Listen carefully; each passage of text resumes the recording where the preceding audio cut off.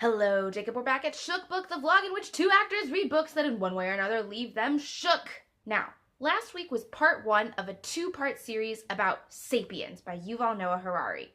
If you haven't watched part one already, you should probably do that first, because some of this might not make that much sense without it. In part one, I talked a lot about social justice and touched a little bit upon free will. And so this week I'm going to talk a little more about how this book shaped my views about free will and why I don't believe in free will. This video today is going to be partially past me talking to you and partially today me talking to you.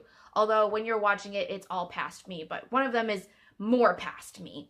And that's when all of this clicked with what I've learned about feelings from my experience with mental illness. Sometimes we don't choose to feel feelings. Feelings feel us. There's actually a passage of Sapiens that talks about this pretty directly, so I'm going to read that to you. Some scholars compare human biochemistry to an air conditioning system that keeps the temperature constant, come heat wave or snowstorm. Events might momentarily change the temperature, but the air conditioning system always returns the temperature to the same set point. Some air conditioning systems are set at 70 degrees Fahrenheit. Others are set at 20 degrees. Human happiness conditioning systems also differ from person to person. On a scale from 1 to 10, some people are born with a cheerful biochemical system that allows their mood to swing between levels 6 and 10, stabilizing with time at 8. Such a person is quite happy, even if she lives in an alienating big city, loses all her money in a stock exchange crash, and is diagnosed with diabetes. Other people are cursed with a gloomy biochemistry that swings between 3 and 7 and stabilizes at 5. Such an unhappy person remains depressed even if she enjoys the support of a tight-knit community, wins millions in the lottery, and is as healthy as an Olympic athlete.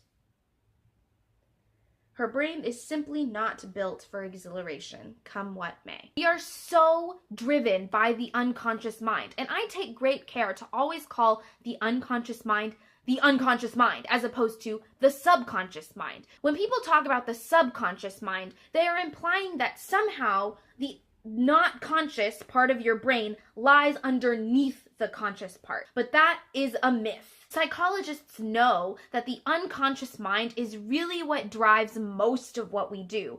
I mean, think about it. How often do you actually think before you speak? And I've become so aware of that as an actor because our job as actors is to make conscious decisions about who a character is and then to make those unconscious so that they just happen organically on stage, as if they were happening for the first time, as if we are really the characters doing those things. And having that realization really caused me to observe the way I behave in life, and I realized that, yeah, my conscious decisions do relatively little for me. And this, of course, the response that I always get when I say this is, well, but what about the decisions that we make? What about choices? And I say, your ability, first of all, to conceive of that choice, and second, and more importantly, to stick with the choices that you make, is all born of your genetics and your environment.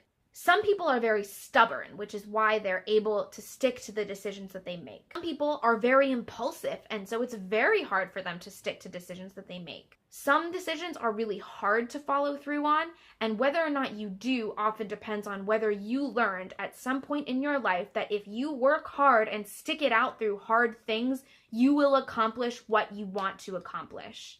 And I really came face to face with that when I read this book, Sapiens, and tried so hard first to disagree with the author and then to agree with him. The fact is that I can't do both. Consciously, I agree with him, but unconsciously, I don't. That too is why it's so difficult when I hear people expressing opinions that very strongly contradict my own core values.